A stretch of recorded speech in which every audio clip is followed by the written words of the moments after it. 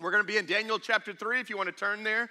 Daniel, the book of Daniel, the Old Testament book. I'm not going to spend a whole lot of time going back over Daniel because I did that in the last two messages. You can go on our podcast, our YouTube, any of those, and watch those and get kind of all of the recap of everything that we have that's going on. But the book is written about a guy who's about 15, 16 years old. Him and his three friends right at the beginning of the book. They've been captive out of Jerusalem. They were going to Jerusalem High School, got captive out of that, got brought 500 miles to a city called Babylon, which was a pagan city that did not, of course, in any way serve God or our God. They served many gods, by the way, but they didn't serve our gods. Three of these guys, Shadrach, Meshach, and Abednego, along with their best friend Daniel, got instituted into the Babylonian culture and the education, and they rose into fame. God honored them for honoring him. You read all about it in Daniel chapter 1 and Daniel chapter 2, but we're going to be in Daniel chapter 3 today. If you want to, if you got your Bibles or if you got your notes, wave them at me. If you got them, are you Garrett? Okay, come on. Grab some, take some with us, and those who are joining us online, you can follow along. We got this nice, beautiful teaching screen here that you can follow along with us. We're going to read verses 1 through 6. We're going to read two different passages of Scripture. We're going to read Daniel 3, 1 through 6, and then we're going to read 1 Peter 1, verse 7, and you'll see why I've got both of these verses together. So if you're ready, say I'm ready. All right, let's do this. Here we go. King Nebuchadnezzar, we like to call him King Neb around here. King Neb made a gold statue 90 feet tall and 9 feet wide and set it up on the plain of Dura in the province of Babylon. Then he sent messages to the high officers, to the officials, the governors, the advisors, the treasurers, the judges, the magistrates, and all of the provincial officials to come to the dedication of the statue that he had set up. Okay, so he's called all the who's who of everybody to come. And so all these officials came and they stood before the statue King Nebuchadnezzar had what? That King Nebuchadnezzar had set up.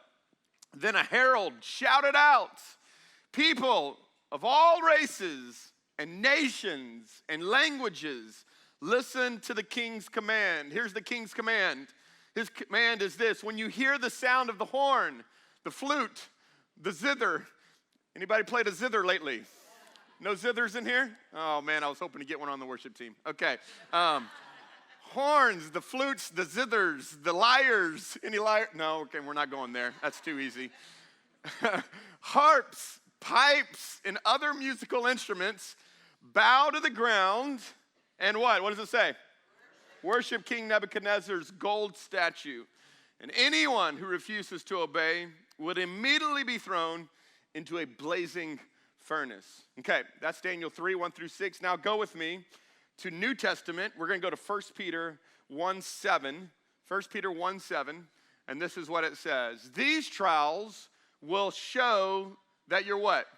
That your faith is genuine. Okay, it is being, everybody say this word. Come on, let's say it again. It is being, one more time, tested as fire tests and purifies gold. Though your faith is far more precious than mere gold. So, when your faith remains what? Strong through many trials, it will bring you much praise and glory and honor on the day when Jesus Christ is revealed to the whole world. All right, let's pray. Father, we love you. God, we do thank you for this incredibly beautiful weather that we are enjoying today. Lord, we thank you for the fact that we were up this morning, we're here in your house, and we're here in your presence. And so we invite you to come and would you make your word alive and active as it is. But God, I pray that what you would want to be said would be said, that you would give us ears to hear what you are speaking to your church. God, I pray, Lord, against any distractions this morning that would want to distract us from what you have for us. We want to encounter you this morning. We want to hear from you this morning. We want to be changed by you this morning in Jesus' name. And everybody said, amen. Amen. There was a New York Times article that came out a while back about Charles Schwab. Charles Schwab CEO, Walt Bettinger, is his name, Walt Bettinger, had a way of vetting high executive that he was hiring onto his team. So anybody that was going to be in a very high executive role of Charles Schwab, he had this very unique way of vetting if he would hire them or not. He wouldn't just sit with them in his office and just ask questions and go through that. He would invite them to a breakfast or to a lunch or to a dinner. He'd invite them to some meal at some restaurant.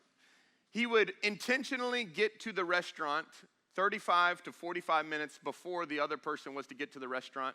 And he was to go, and as he sits down at his table and waits for the waiter or waitress to come, when they get to his table, he looks at them and he says, I need to ask you a very high favor. He says, this is what I want you to do.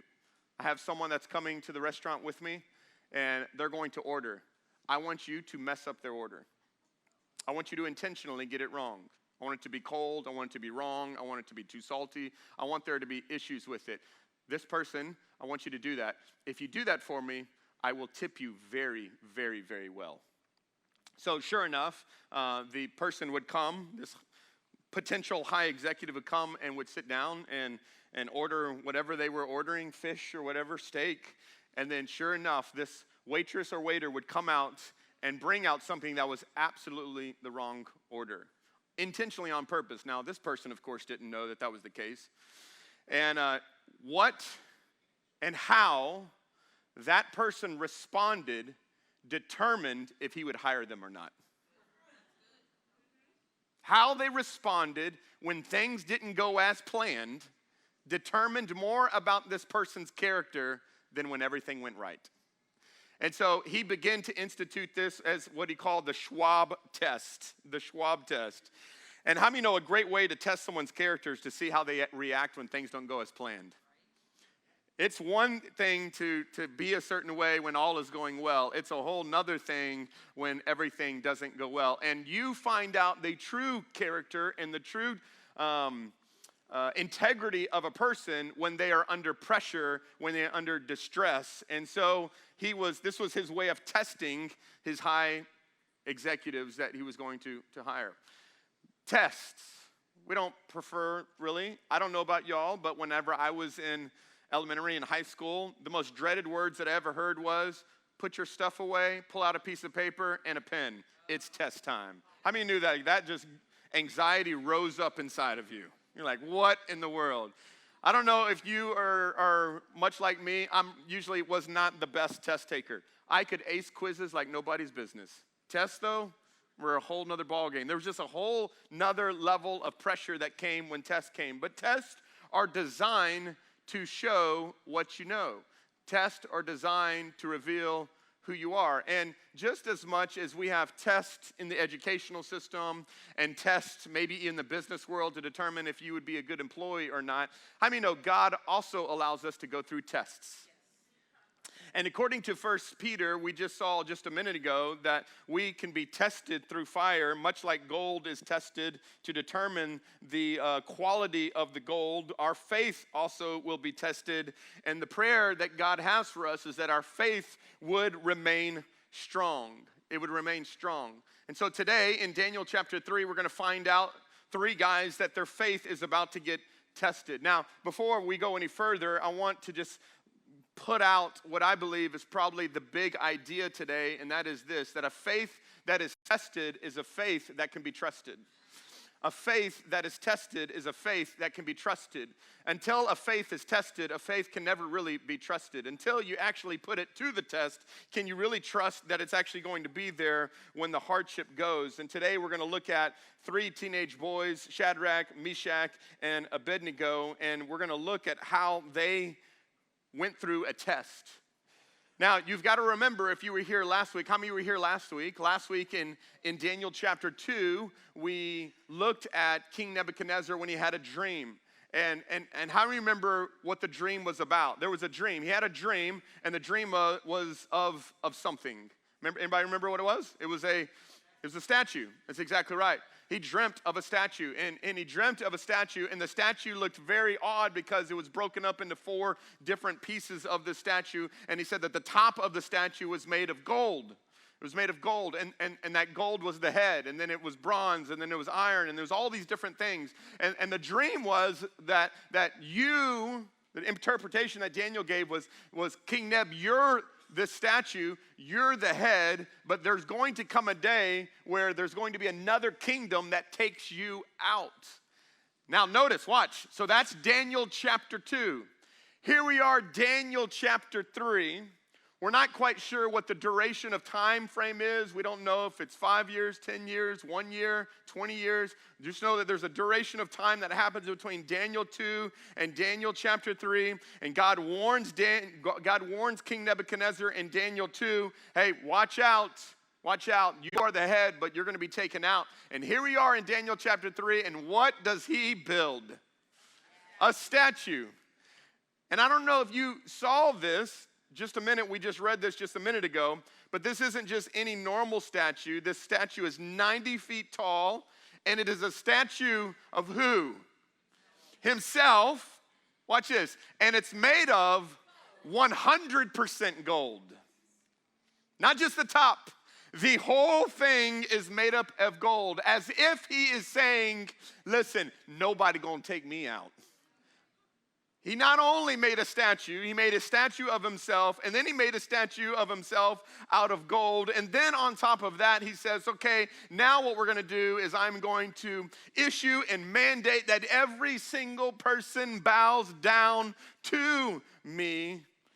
And so here we are in this moment, and in one day, he gathers all of these high officials. He gathers all of the people, all the nations, all the languages, and he issues out this edict that if you don't bow to me, you're going to get thrown in a fiery furnace. And so sure enough, that day comes, and all of the music starts happening. All right, you got the zithers going, okay? You got the lyres. Zithers and lyres are all playing. Flutes. I mean, everything starts playing. And all of these people begin to bow, except for three. Except for three.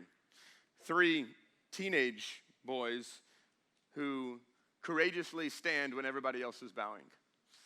And this, I think, is not only a true story, but it is a story that I believe speaks more to us today than we even realize. That we are in a culture and a time frame, because remember, this series is all about how do we thrive in a place that's not our home. When everybody in our home is bowing down to idols, what does it look like for us to take a stand instead of bowing? Now you go, well, Pastor Josh, I don't bow down to any idols. Well, maybe you don't bow down to any golden statues. Hopefully nobody has golden statues of yourself in your house.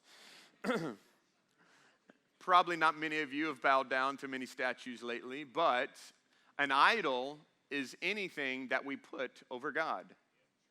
Anything that could be a good thing, but we make it a God thing, becomes an idol. And so literally anything in our life can become an idol very quickly. And so we can bow down to money, we can bow down to our jobs, we can bow down to relationships, we can bow down to pleasure, we can bow down to so many things. We can bow down to football and to Netflix and to so many other things in our life that we give preference to over God. So yeah, maybe not bowing down to idols, but we may be bowing down to things we don't realize that we are. But how many know no one is worthy of worship more than God is? He is the only one that's worthy. And so today I just really have 2 points. That's it. I'm making it very simple today. And I'm titling today's message, Furnace Faith. Furnace Faith. These guys knew what was going to happen if they did not bow, and yet they chose to stand in this moment. And I'm going to just give us 2 thoughts today as we read through Daniel 3, 2 thoughts of what it takes to have furnace faith. And the first thing is this, is that it takes courageous conviction. Courageous conviction. What I mean by that is, as I said earlier, conviction is not something that you develop in the moment of the testing. Conviction is something that you have to have before the test shows up. There's conviction that you have to have inside of your heart. And we're going to read in verse 12 and in verse 16. I want you to see what happens here. So these guys are standing, and all of the Chaldeans and all of the wise men and all of those, they go to the king and they kind of tattletale. Hey, king, listen, we got 3 guys. They kind of want to do their own thing. They don't want to. Look what it says in verse 12. But there are some Jews, Shadrach, Meshach, and Abednego, whom you've put in charge. Just want to let you know, you put these guys in charge of the province of Babylon, and they pay no attention to you, your majesty. Look what the next verse says. And look what they do. They refuse to serve your gods, and what? And they do not worship the gold statue that you've set up. This is what they have. They said, no, we're not serving this gods and we're not worshiping you. That's not happening. And Shadrach, Meshach, and Abednego replied, okay? So I want you to see what happens here because the king actually gives them a second offer. Says, okay, I'm going to give you another chance, guys. This is your one last chance. If you don't do it, I'm going to throw you in. And they respond to King Nebuchadnezzar when he gives them a second chance. And they say, oh, Nebi, listen, listen, the reason why I think they would say that is because, hey, we don't need to defend ourselves before you. We don't need to defend ourselves before you. I don't need to defend myself. I have these courageous convictions that are inside of me. Imagine for just a moment, 3 teenage boys staring in the face of the king, which just to be in the presence of a king is a big deal. And then to say what you say to the king, to his face. We don't need to defend ourselves, and we ain't serving you or any other gods. And knowing in this moment what could happen. But can we be honest for a moment? It would have been way easier just to compromise just a little, right? I mean, it would have been easy to be like when the zither and the flutes and all that started happening, and as people start bowing, that they would have been like a fake, like, God, I'm not going to go all the way. I'm going to just go like halfway, like they could have done that. They could have just bowed and said, you know what? I'm going to wake up tomorrow and I'm just going to ask for forgiveness. Because that's what most people do, right? I'm going to do it and then I'll just ask for forgiveness tomorrow. I'll just deal with the guilt tomorrow. So I'm going to just do whatever I want tonight and then tomorrow. God's a forgiving, loving God, right? So I'll just do whatever I want to do tonight and then I'll just wake up tomorrow and he'll forgive me. They could have done that. And yet they chose to stand their ground in this moment. And they said, no, we're not going to worship you. We're not going to serve you. We don't need to defend ourselves. This is what we can do. Now, and I hear this all the time. Maybe you've heard this from your kids. And here's the big thing you hear all the time. Well, everybody's doing it. How many of y'all heard that one before? How many of y'all had to tell your kids, but you ain't? Well, everybody gets one of these. Well, you don't. And everybody does this. Well, that's not how we are. And the truth is, in our culture, there may be the case that there is more majority. Unfortunately, it's happening now that the majority are leaning towards a cultural Christianity than they are a Christ-centered Christianity. And a cultural Christianity is becoming a majority. And so you hear, well, everybody's doing it. Everybody's saying yes to it. Everybody's accepting it. Not everybody. Not everybody. Hey, listen, maybe your business partner wants you to fudge on some things, but you know that if you stand up and you say something, it could potentially get you fired. But you would rather do what's right than what's popular. Or maybe you're a teenager or a college student and everybody's going out partying and everybody's doing it, but you realize that if you stand up and say, I'm not doing that, that you may be ridiculed. But listen, not everybody's got to do it. Everybody may be drinking, but not everybody has to. Everybody may be forging, everybody may be lying, everybody may be complaining, but not everybody has to. Are we going to be a people who have courageous convictions that says, you know what, when something is going against what I believe that God has called me to do, that I stand up for this? And here we are, we have 3 teenage boys that are not willing to bow down because they feared God more than they feared man. And we live in a society where people fear man more than they fear God. We're more upset about upsetting people than we are about upsetting God. These guys lived for the audience of one. They said, I'm going to look for him. Now, you need to understand something about this, though. It wasn't their faith in God that caused the problem. That's actually not what got them in front of the king.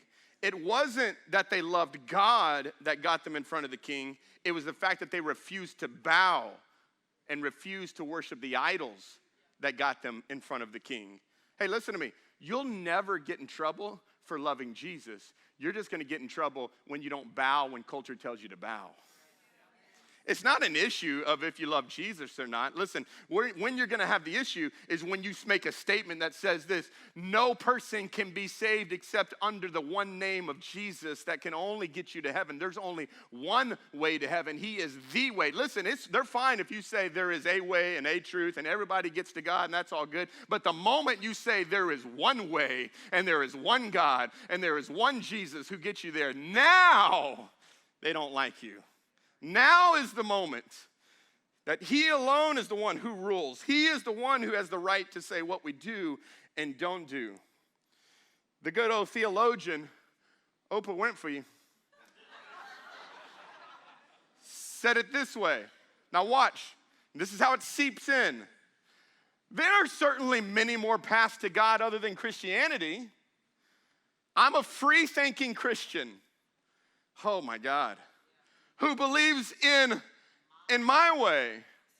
But with 6 billion people here on the planet, it can't possibly be the only way. Well, I'm sorry to tell you, Oprah Winfrey, there is only one way. It is the only way, and it is through Jesus and Jesus alone.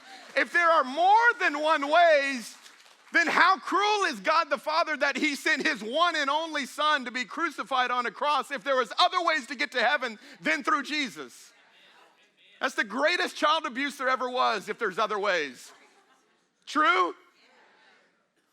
God's like, you know what? Yeah, you're right. You know, Jesus was good, but if you got other options, just be a really good Christian. Just be a really good person. Just try to not do bad things. And the moment in this moment, these guys are going, no, there's only one God that we're going to serve.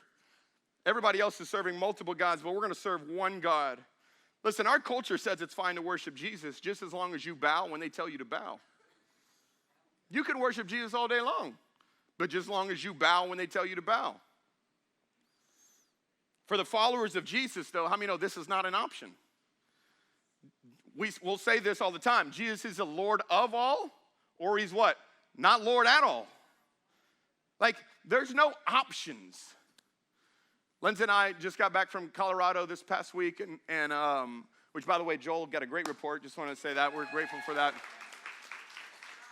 On the flip side of that, I got here to the church, and he has a massive migraine this morning, and so we had to rush back and take care of that. So both sides of the coin. But so when we get to the airport, I rented a rental car. And so I don't know about y'all. This brother's cheap. I'm just letting y'all know right now. I'm just cheap. I'm going to find the cheapest, the best deal. I'm a deal finder, okay? I'm going to find it. Anybody in here? Okay. If you're not, come hang out with me. I'll get you. Okay, I'll help you out. And so I went and I got this I got this car. It was like $52 a day. I mean, it was like the cheapest one. It met all of our needs. It was perfect for what we needed. So I get to the, you get to the car rental company, and they get there, and the lady was like, hey, Mr. Bell, glad you're here. What are you here for? We were talking all that stuff. And she was like, okay, I see that you rented, a mid-sized car. Yes, ma'am, I did. And she said, would you like a Tesla? I said, man, I would love a Tesla, yeah. Does that come with it? She's like, oh, no. I mean, that's, that would be extra. No, I don't need a Tesla. I'm good. I'm good. She's like, would you like a Range Rover?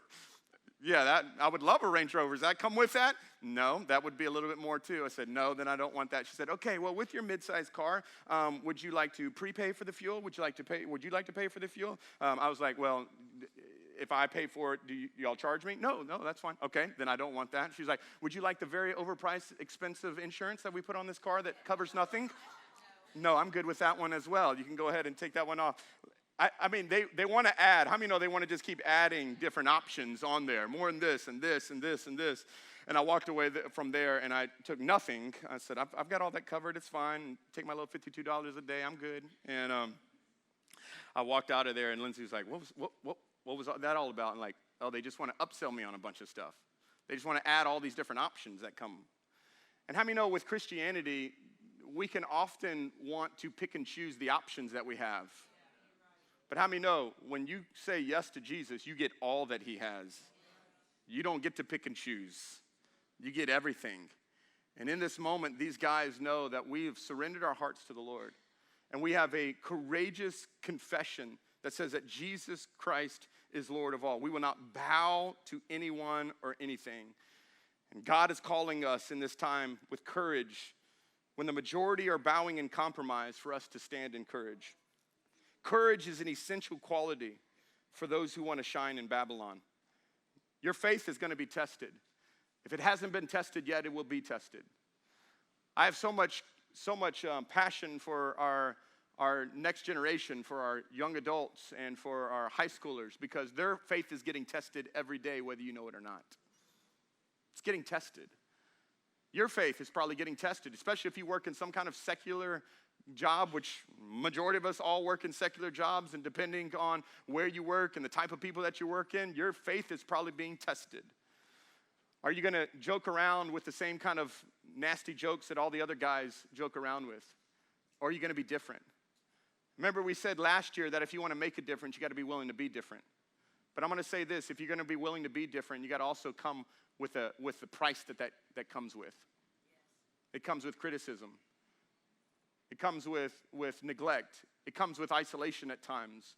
And people say things about us, but we do things with integrity. We do things with honor. We do things with joy. This is what God has called us. We have courageous confession in what we do.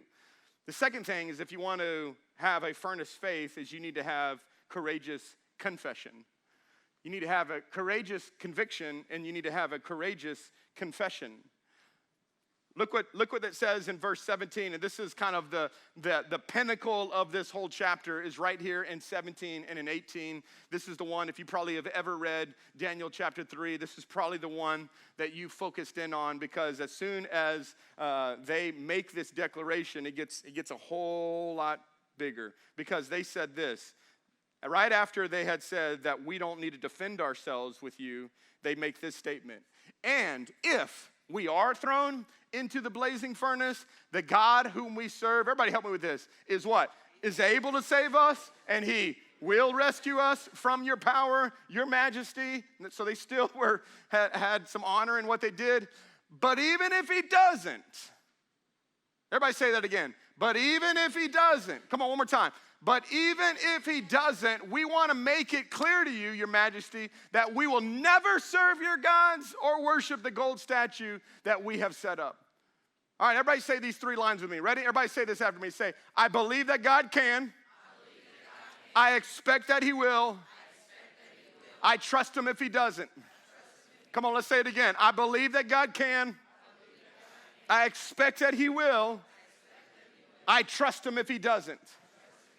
This is really the pinnacle of the faith of Shadrach, Meshach, and Abednego in this moment, are these three truths right here. You've got to have these anchored down in your soul, no matter what you're going through, no matter what season you're in. I believe that God can, I expect that he will, and I trust him even if he doesn't. Let's go with the first one. I believe that God can. How many of you believe that God is bigger than any problem that you face? Come on now, I got any people in here believe that God is bigger, he's mightier, he's stronger, he's more powerful than disease, he's more powerful than debt, he is bigger than frustrations, he's bigger than depression, he's greater than addictions, he can break things off in our lives. God is bigger than anything that we face in our lives, and if we believe that he's bigger, then we believe that he can. We believe that he can. If God is omnipotent, meaning he has all power, and he's omniscient, meaning he's all-knowing, and he's omnipresent, meaning he's always with me, no matter what I go through, I believe that he can. And I'm going to tell you, here's where the enemy works. You ready? The enemy works in getting you to doubt that one right there. That God can't. That somehow, some way, that there's something in your life that's bigger than what God can do. But I am grateful that the grace of God is greater than any sin that I could ever cause, every sin that I could ever do. He's greater than anything that I could ever face. I believe that he can. Come on, look at your neighbor and say, I believe that he can. I believe that he can. Let's go, number 2. I expect that he will. Question, how did they know that? So we get the beauty of knowing how the story goes. You know, they didn't get the previews. We got it. We've got to see how this whole story is played out. They didn't know how this was going to turn out. Question, was there any moment where God was like, hey guys, come over here. I got this. We good. Don't worry about it. Go boldly before the king. Like none of that ever happened. There was no word from God. There was no promise from God. And can I tell you a secret? Most of the great people of faith in the Bible went on an element of I expect that he will. Majority of the people that stepped out in faith went with an I expect that he will. I believe that he can, and I expect that he will. Let me tell you a story. There's a story where the Philistines were oppressing the children of Israel, oppressing them to the point of despair, and they had actually stolen all of the swords from the children of Israel. They had no weapons whatsoever except for one. And the one guy who had the weapon was a guy by the name of Jonathan. Jonathan had a sword. Jonathan and his armor bearer. And there's a moment that we have where Jonathan has this kind of holy, righteous anger, this like faith that rises up inside of him. And he's like, we're going to go attack the army. Now, they were up on a cliff, so they were going to climb a cliff, and there were 20 Philistine soldiers, all with swords, up there, and him and his armor bearer. And so his armor bearer looks at him and says, okay, what do you want to do? Now look with me, watch this. 1 Samuel chapter 14. Let me see if this breeds some encouragement in you. Let's go across to the outpost of those pagans, Jonathan said to his armor bearer. Everybody say these with me. And perhaps the Lord will help us. Wait, come again. Perhaps the Lord will help us. I don't know. If I'm the armor bearer and I don't have a sword, I need a little bit more than perhaps. Perhaps God will do something here. You know what perhaps means? Perhaps he won't. Yeah, that's a perhaps. Perhaps he will. For nothing can hinder the Lord. This is the I believe that he can. He can win a battle, whether he has many warriors or only a few. Perhaps he will. And if you know the story, he does. They go up there and God does show up in this moment. But if I'm an armor bearer, I need more than a perhaps. I need a the Lord told me, he came to me in a dream last night and said, let's go. I feel like I need those type of words in this moment. But if you think about most of the miracles of Jesus, you think about all of the times that we see in the New Testament, it was people who came to Jesus without a promise or without a plan, and they took a dare on the goodness of God. You think about the woman with the issue of blood. She didn't know what would happen. All she knew is if I touch Jesus, perhaps he can heal me. If I just get to him, perhaps. And you see this all throughout Scripture. Men and women that stepped out and took risk and just said, perhaps God is in this moment. And we're going to just take a dare and believe that God is able and that God can. And I'm going to just step and just trust the Lord in this moment that he's going to do this. And I wonder how many people in this room that God is asking you to take a dare on him. Maybe reaching out to share your faith at work or at school, maybe taking a courageous stand at work, even though it may cost you big in the short run. Maybe if you serve in politics, standing up for what is right, but knowing that the media is going to come after you, and maybe even your own party will throw you under the bus. Maybe it's persevering in prayer, believing God's goodness will break through. Maybe it's submitting an application for a job or for something big in your life that you know God's been telling you to do, but it's been so scary. But perhaps God is in it. Maybe choosing to press on in a marriage even though it's difficult. Maybe it's calling that estranged family member and asking for forgiveness, not knowing how they will respond on the other side. Maybe it's stepping out and starting something God has put on your heart. We believe that God can. We expect that he will. What if he doesn't? What if he doesn't? What if I've been believing for something for so long and he doesn't do it? What if I'm believing God for healing and they die? What if I'm believing God to bring back a kid and it seems like they are running further and further away from God? What if I'm believing that God frees of the addiction? It seems like it's getting more and more and more. Pastor Josh, what do I do then? What do I do when what I've prayed for so long doesn't happen the way that I want it to happen or the way that I expect God to do it? What do I do then? And if we're all honest in this room, we have to say that is a reality. That happens constantly. How many of you believed for a job, you stepped out for the job and you didn't get the job? How many of you believe for a healing and you didn't see the healing happen? How many of you believe for God to show up in a certain way and it didn't show up in that way? And that, of course, leads us to the third one, which is that I'll trust him even if he doesn't. I'm going to trust him even if he doesn't. I believe that he can, and I expect that he will, but I'm going to trust him even if he doesn't. And what the three Hebrew boys are saying in this moment, this is what they are declaring to King Nebuchadnezzar, that we would rather die in the flames with just God than to live in a palace with you. They believed that God was not only big enough to protect them from King Nebuchadnezzar, but they believed that God was better than anything King Nebuchadnezzar could ever give them. Let me put it this way.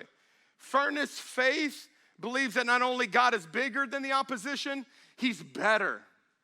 He's not only bigger, he's better. He's not only bigger, he's better. What do I mean by that? That even if God doesn't do what I want him to do, he's still better. He's still better. He's not, this isn't better. I want God's will, I want God's plan, and if God's plan is different than my plan, I'm gonna trust that God is better. That what God brings me in this hard moment is better.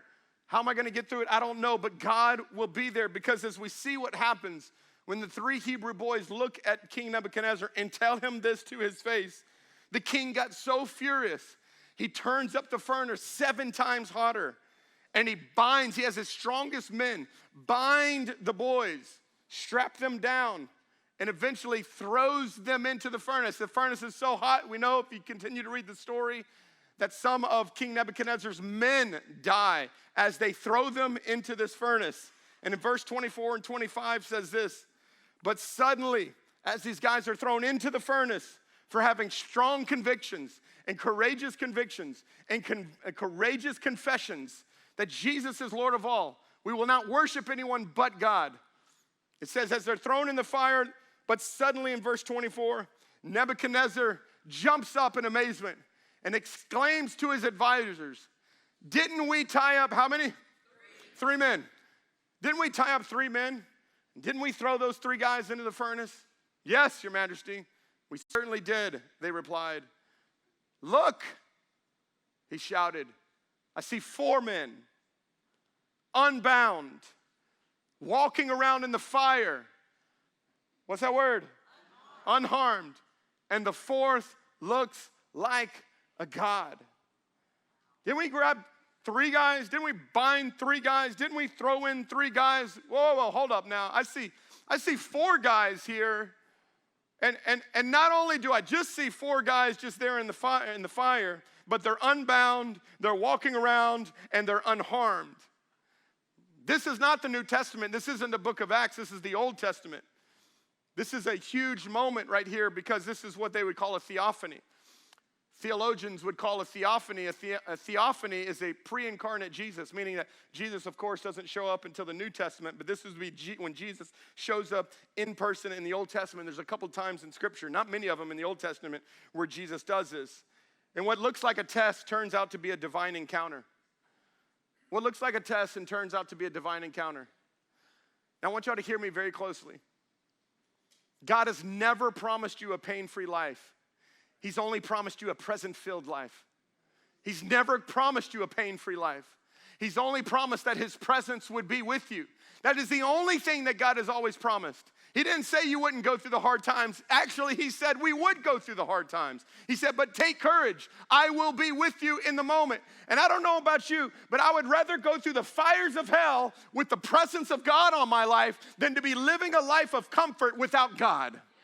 I want God in my life. I want the Holy Spirit living on the inside of me. And if that means I've got to go through the fire for me to experience the presence of God, I'd rather do that than to live a life of comfort and ease and convenience without him. True hell is without God. You can live a life of comfort and ease, but if you don't have God, you're actually living in hell. And here we are in this moment. God meets them in this moment. God shows up in this moment. I want you to notice these words because these words are in here for a moment or for a reason. Because sometimes God delivers us from the fire, which is what we all ask. But can I just be very blatant with you? Most of the time, God delivers you in the fire. Meaning that God doesn't pull you out of the fire. God just chooses to step in with it right with you. That's most of the Christian life, by the way. If your expectation is only that he will deliver you from, you will be very frustrated because you'll be missing God because most of the time God is there in the fire with you. And this word says that they went in bound. And notice that scripture says that when he looked in there and he saw the 4 men, he saw 4 of them. They were unbound, walking around in the fire. Unbound. They were unharmed. If you read other verses, it says they were unharmed. Their hairs weren't even singed. Their robes and their clothes weren't even burned. And when they came out, they didn't even smell like smoke. But something actually did burn. Because the Bible says they went in bound, but come on now, they came out unbound. As they were even in the fire, they were unbound. The fire burned the thing which bound them. Why is this relevant? Because some of us are facing fires right now, and you're begging God to end the season that you're in. You're begging God to end the season of hurt and the season of pain. But perhaps the very thing you're asking God to remove from you is the very thing that God is using to deliver you. It's the very thing that God is using to break things off of you. Maybe you went into the fire and you were bound to materialism and God has been stripping away materialism from you. Maybe you've gone into the fire with this fear of man, but now God is burning off the fear of man so you would have the fear of God in your life. God is doing a deep work, and usually his greatest work that he does is in the fire. I became more like Jesus, not when life was good, but when life was rough. When I've been in the fire of life, these are the things that God has begun to burn away in our lives. Burns away pride and arrogance and selfishness. He burns these things off of us. And in Daniel chapter 3, verse 28 and verse 30, it says, Then Nebuchadnezzar said, when he called them out and recognized, watch this, and recognized that they didn't even have the smell of smoke.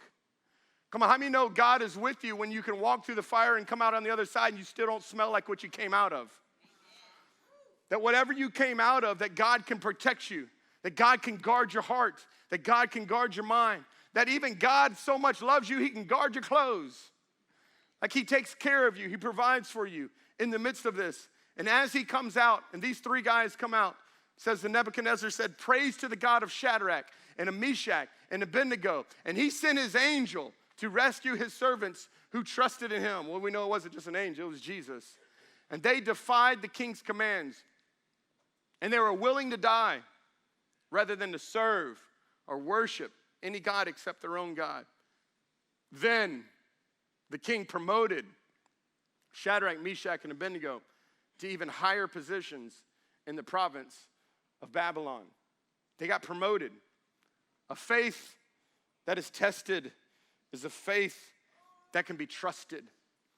A faith that is tested is a faith that can be trusted.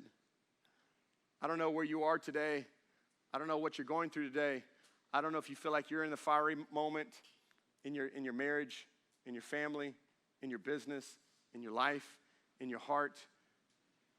But if we're going to have a furnace faith, if we're going to have a faith that stands in the midst of the hardship, then we're going to have courageous conviction. Who is God to you? Who is God? Who is he to you? Is he your Lord? your Savior, is if he says it's done this way, do you say, yes, God, I submit to that way? That's the way. I'm not going to bow down to culture. I'm not going to bow down to what the majority are doing. I don't care if everybody else is doing. If it means I've got to stand up for what's right, I'll stand up for what's right, even if that means I lose a job, even if that means I lose friends, even if that means I lose things. God, listen, because I know this, no matter what I lose, you're better. You're better. God, give us the ability to have strong convictions, strong confessions, a strong confession. Everybody listen to me closely.